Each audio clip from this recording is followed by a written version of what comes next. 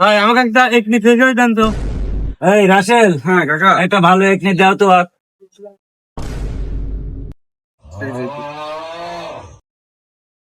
ভাই এটির দাম কত? এটা একনি ক্লিয়ার প্লাস, এটার দাম 500 টাকা। কাকা ভাই আমাকে একটা একনি প্লাস ফেস ওয়াশ দেন তো। अच्छा ठीक है।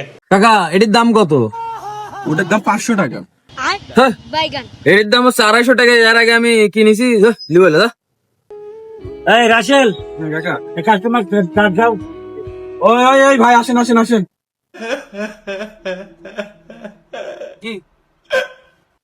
এই রাসেল, হ্যাঁ কাকা। দেখি একটু সাইড দাও তো।